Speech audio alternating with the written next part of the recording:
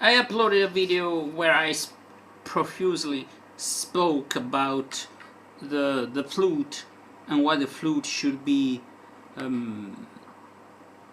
it's not as popular as before in jazz, as in the 50s and 60s and 70s. But I also play brass. I split my time between flute and recorder and brass instruments. Okay, let's speak about the cornet, the underdog. The cornet was the standard high brass till the 30s of the last century. Valves were first applied on the cornet because there was some resistance because the trumpet was an instrument already in the mainstream classical music with a great limitation because he only played partials, so they sound like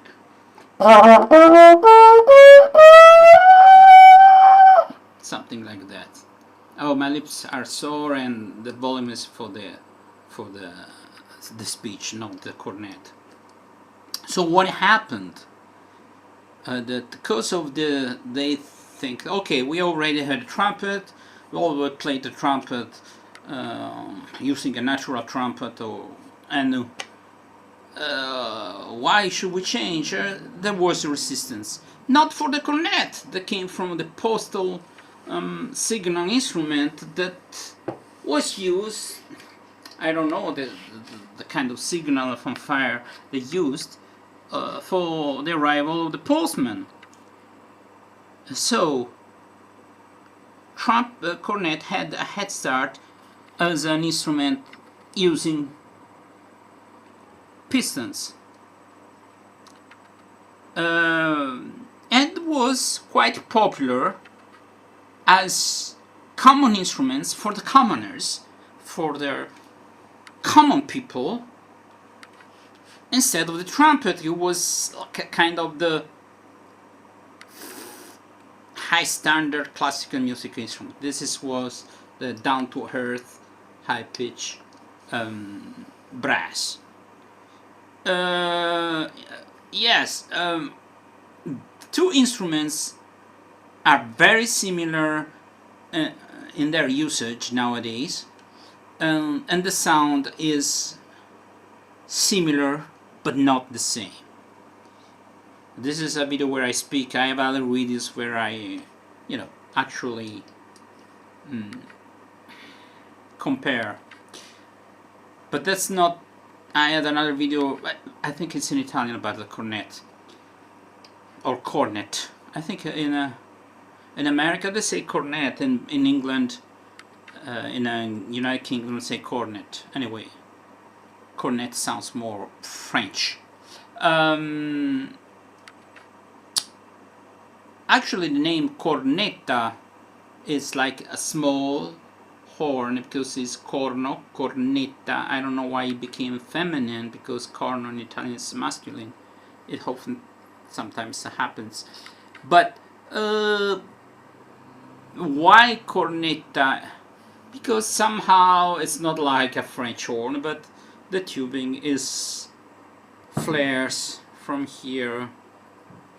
Here you have this, and this is already a little bit thicker. That doesn't happen on the trumpet, where the flare starts when it gets out of the first valve or piston. Okay. So because of its sound and because of its usage, it's not an orchestral usage where should be bright, kingly, royal, whatever, added points,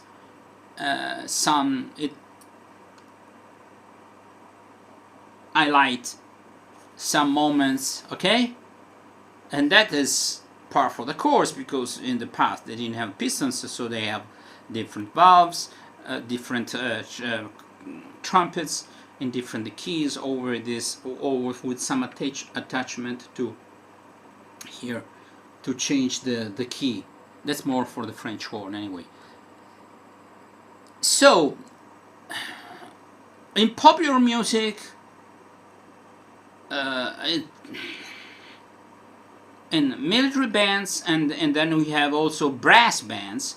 In order to have brass bands, you have to apply pistons, except for the slide trombone, to all the family, and you have a whole new family of brass instruments that didn't exist before. All the flugelhorn family, from the soprano, I call alto, some people call tenor, you say the E flat, and the lower tenor B flat instrument, the thin one they call baritone in America, other places called the tenor. It's a little bit confused in English, but let's speak about just soprano, alto, and tenor for the sake of clarity. You have a soprano, the alto E flat, and the tenor B flat. The one that is fat is a euphonium. The one is not that flaring, that fat, but a little bit like this flaring is the tenor. Okay, then you have the E flat lower, that is called E flat tuba, and the B flat lower because is bass tuba or B flat tuba. This family didn't exist before. There were no natural tubas, there were no natural flugelhorns. At least there was a bugle, but the bugle then split in cornet and flugelhorn. Okay, there was some, for a short period they have some keys, a system of keys, not like the flute or the clarinet, but it didn't work much because you need to have all the sound to come out of the bell to have a resonant sound. It works for the flute, it works for woodwind instruments, it doesn't work for instruments have this kind of mouthpiece. In spite of the fact there were some instruments like cornetto and they had keys. There was the ophicleide that had keys, but the ophicleide then ended, and you have the bass saxophone and baritone saxophone. They replaced the ophicleide, but they had a mouthpiece like a clarinet. So and then you have the basically euphonium. Okay, they replaced the ophicleide, but the shape of the ophicleide is very close to a baritone or bass saxophone.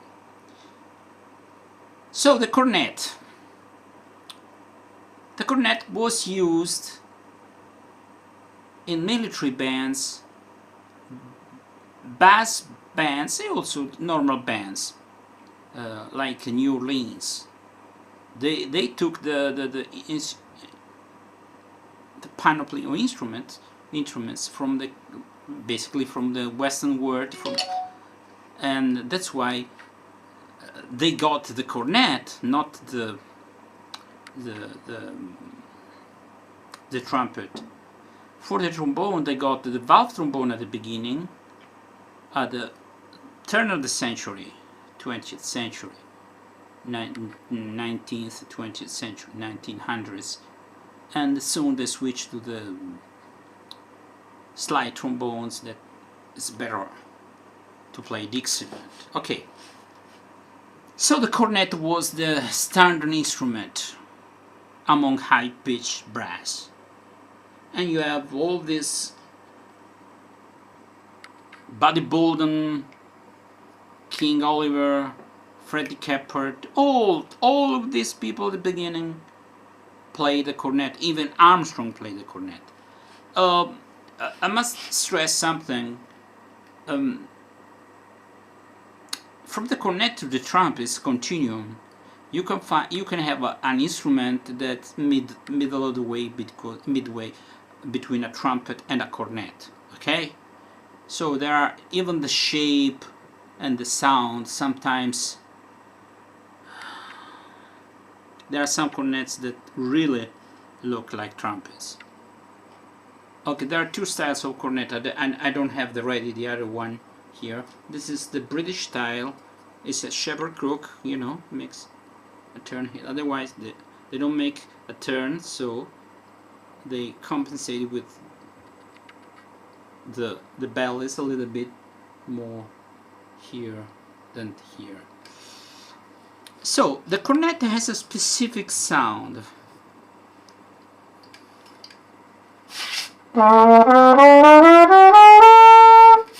I was very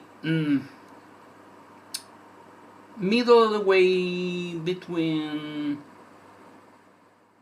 a trumpet and a flugelhorn.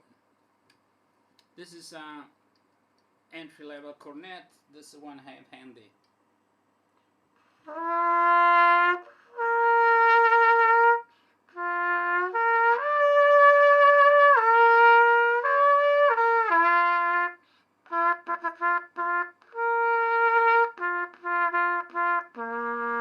One thing the cornet have, the lower notes are a little bit fatter than a trumpet. They sound better.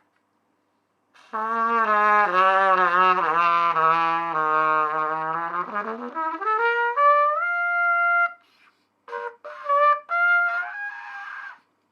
lips are a little bit sore. I've been playing. But anyway, let's reverse to the rider. I think that when you play high pitched notes, there's not a lot of difference. You need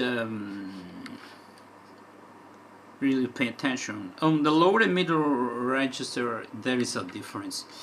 Many times the difference is more for the player. We usually use a mouthpiece with a dip, you know, inside a funnel, like is called V-shaped. It's like this inside, not like this. This is C-shaped. There are cornet mouthpieces that use a C-shape. They have a C-shape inside, and the sound is a bit brighter. And if you want to use the, for example, you want to play some brighter songs, instead of bringing with you the trumpet, you have a mouthpiece that's more trumpet-like. It will never become a trumpet, but you have a brighter sound, and vice versa. If you have this, there is an adapter, because the hole is a little bit narrower, okay, for the trumpet, because just because it starts narrower and it flares. That's the idea. It doesn't flare dramatically like a flugelhorn.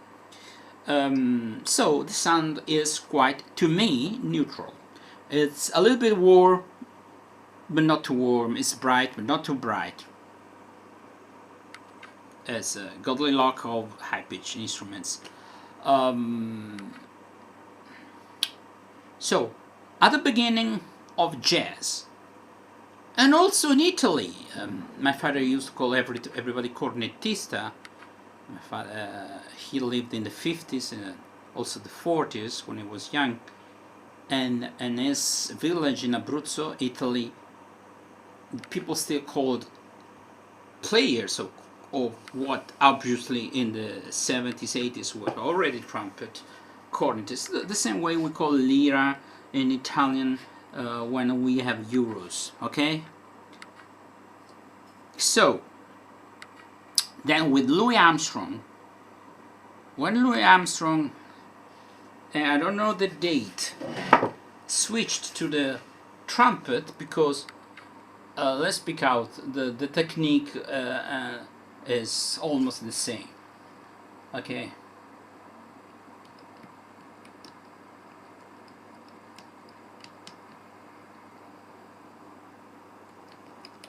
And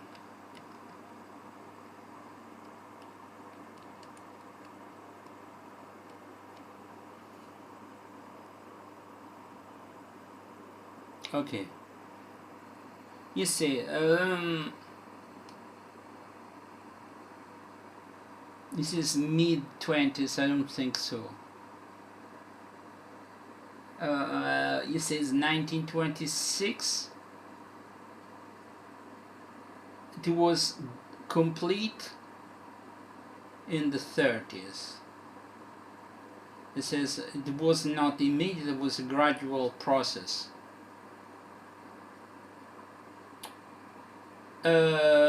So, since Armstrong was a great influence, and this is a double-edged sword here, or a two-pronged thing, better said.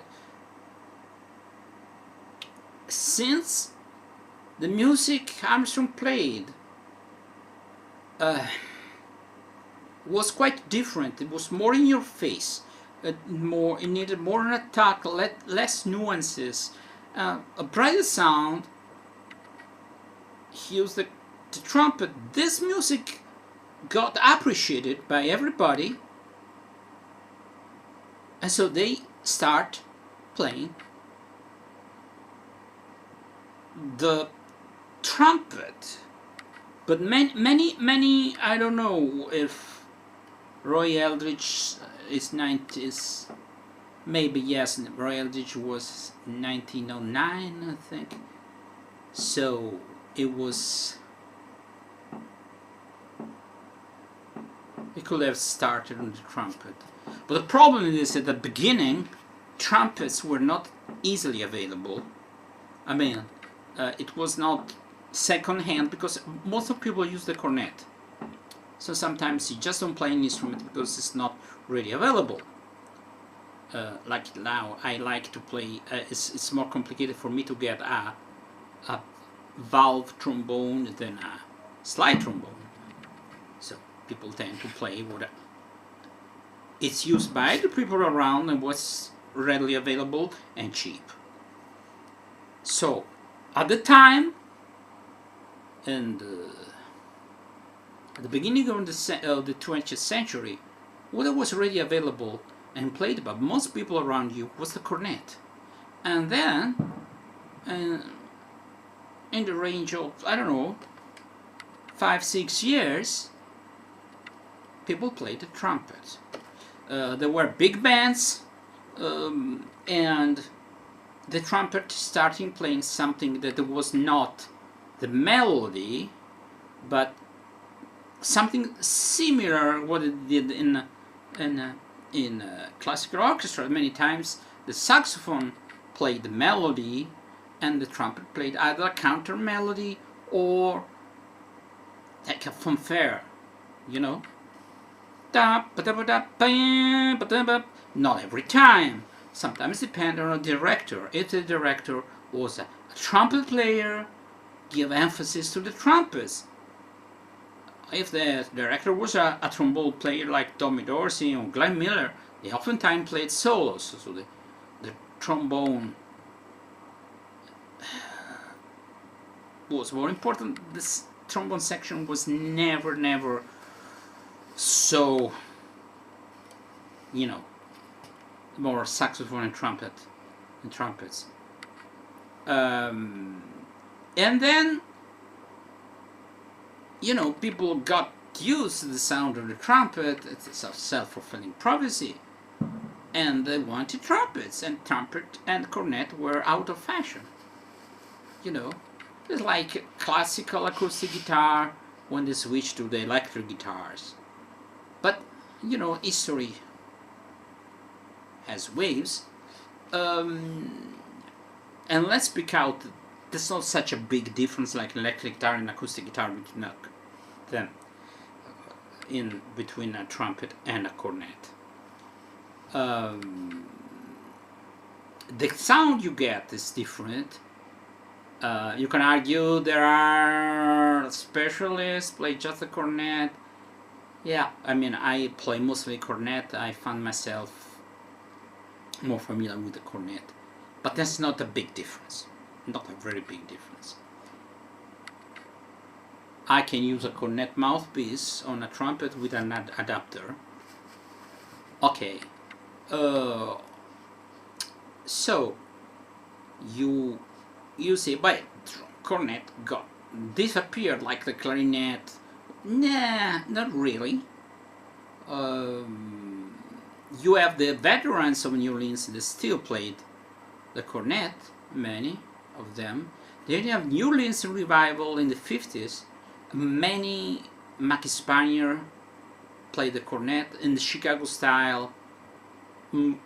Most of them still played the cornet, but the cornet is played in New Orleans or Dixieland band with trumpet, trombone, and cornet, or cornet, trombone, and clarinet.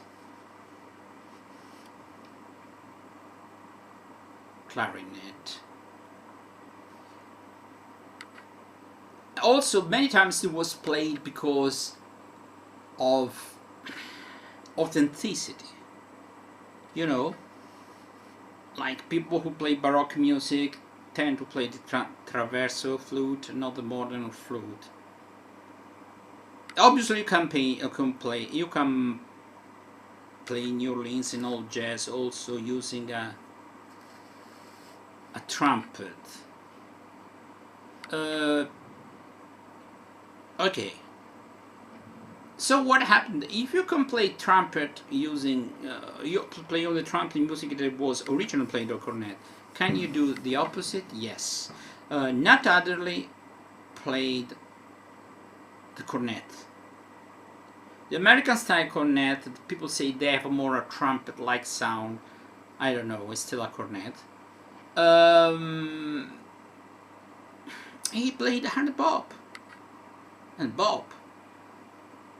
So in bop period you never have cornets, but from the for example, Don Cherry, they call it a pocket trumpet, already was a pocket cornet.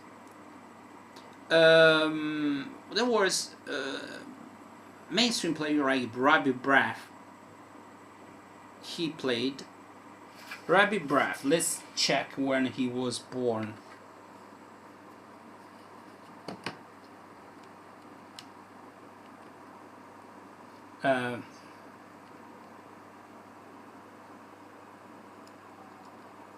Oh, I forget the pronunciation.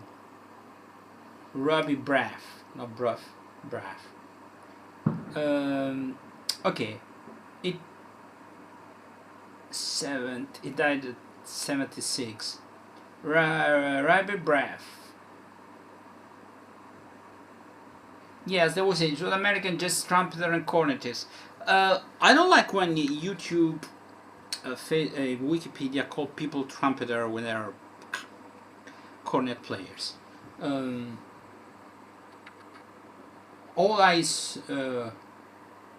of what I saw, it was on a cornet, and that's so bad because, let's say, Big Spiderback, I failed to mention, is the most important specialist of cornet and jazz history. Big Spiderback.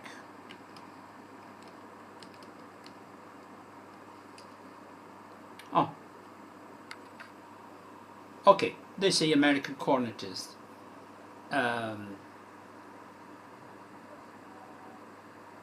Okay. He played a cornet that looked a lot like a trumpet. Was Victor Big Spiderback.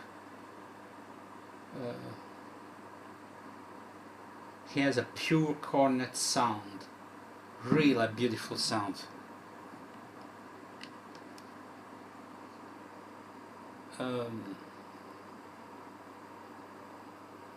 Let's see if I can find my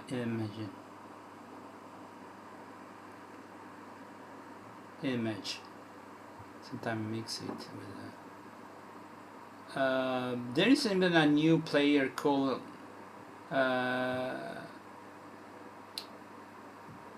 what's his name? Andrew Schum, SCHUMM.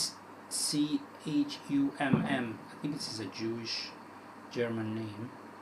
He plays the cornet, but his cornet looks a lot like a trumpet, you know.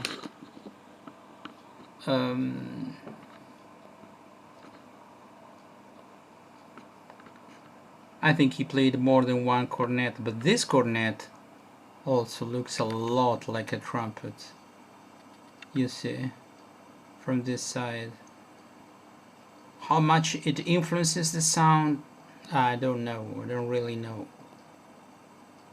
Anyway, the response you have playing the cornet is different for the player. It's difficult to explain.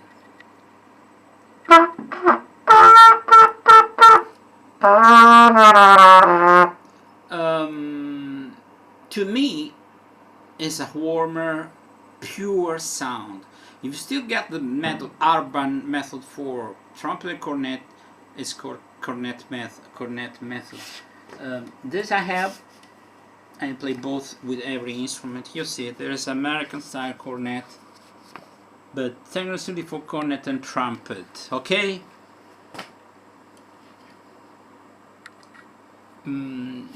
It's not used in conservatories, music school. There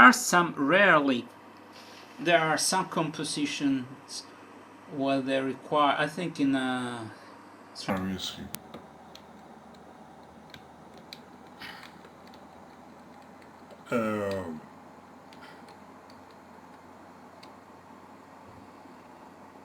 so there's a Warren Bache, he's still alive, who played the cornet, is still alive. He played mainstream jazz.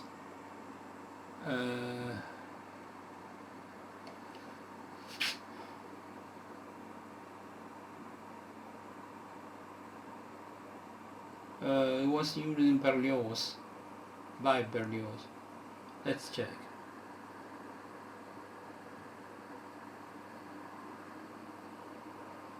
More flexible sound, it's true. In spite of the fact that the lower notes are warmer, also high-pitched notes are easier to be played on the cornet. Due to its design reading, it's exceptionally agile, allowing for rapid technical passages and ornate solo. Okay, it's very difficult on the 19th century trumpets. It was invented in the 1820s. It was one of the first brass instruments to successfully use valves. Okay. Royal Orchestra Hector Berlioz in Symphonie Fantastique. Capriccio Italien. Okay. A famous lyrical solo for the cornet. Igor Stravinsky in Petrushka. Bizet, Rossini, and Prokofiev. Lieutenant Kitchen.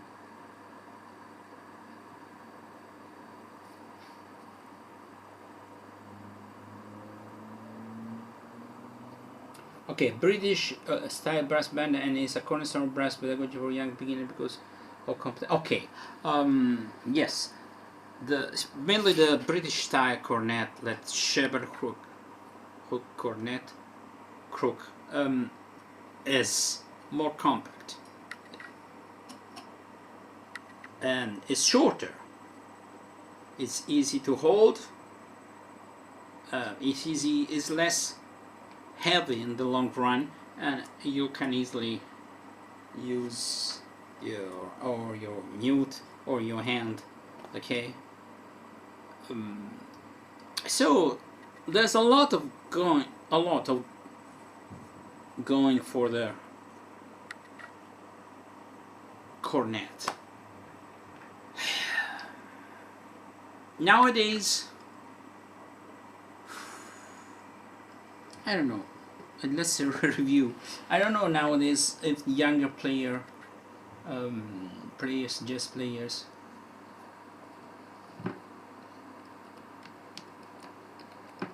Sorry, I am prepared. This off the top of my head.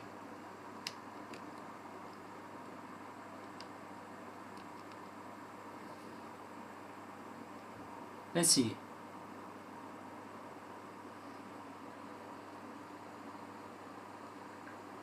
Tyler Hall Bynum.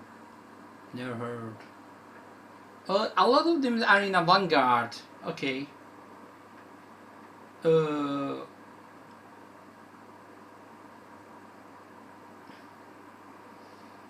Cornet Renaissance. Let's see. I don't know there was a Cornet Renaissance.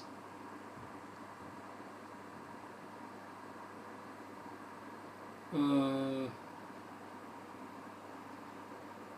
I'm sorry. No, this sometimes AI is completely wrong.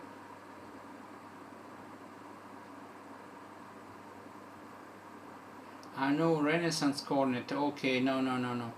It's a mistake. Sometimes they make big mistakes.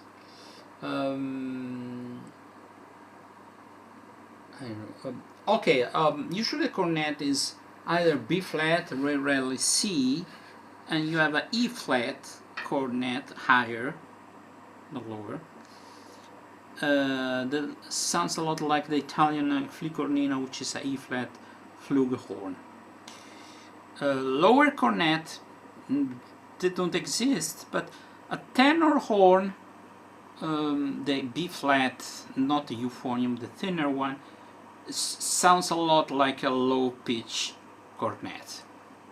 It is a conical instrument, but not so conical as a euphonium. Even the cornet is a conical instrument, not as conical as a flugelhorn, and actually a euphonium is a tenor flugelhorn. But it's called euphonium and not tenor because the tenor, by definition, is the thinner one. So not many people play nowadays the cornet as main instrument, and let's say mainstream bebop. Warren Vacher plays quite modern mainstream, okay, but it's not 100% bebop. I never heard a bebop cornet player. No, the closest thing is Nat Adderley, the brother or the famous cannonball Julian Cannonball Adderley. So this long excursus. Why the cornet? You can play whatever the trumpet player, except where styles like in orchestra, classical orchestras, or styles where the trumpet is a must, like mariachi music, Mexican, or salsa and things. I mean, you could play, but it's not the right thing. It's like we say pancetta nella carbonara instead of guanciale. This is an inside joke for Italian speakers. I also have trumpets. The nice instrument I bought, it was a trumpet by Thomann. If you can play the cornet, you can play the trumpet. Maybe you lose something, but not so much. It's closer, it's shorter. You can use your mute easily. It has a sound that blends, I didn't say that, with all the flugelhorn family and most of other instruments and marching bands. It doesn't blend a lot with the trombone because the trombone is a little bit brighter. But that is, the composer usually knows that and arranges music according, to this. I found the cornet to be less in your face, less bright, and less metal brassy. Doesn't have this hedge that easily the trumpet has, and it's a little bit like distortion, like you play guitar, there's a distortion. It doesn't have this sound. Yes, if you play overblow it, yes, but generally speaking, the cornet, the way, in my view, should be played, it's not in your face. It's not so brass, it's not so bright and harsh as the trumpet can be. If you like to be assertive, you like to be in your face or in other people's faces, and you like, to be to the extreme to play the trumpet. But the good thing is that you can play both, and you can play the flugelhorn. But usually we gravitate. You know, I play, usually trumpet players just skip the cornet, and when you want a mellow sound they use the flugelhorn. I prefer having just one. I say, if I want to have a trumpet sound, I bring with me a C-shaped mouthpiece. Okay? But I say for most people, there's not a lot of difference. The difference there is in the sound, but there is a lot of difference for the player.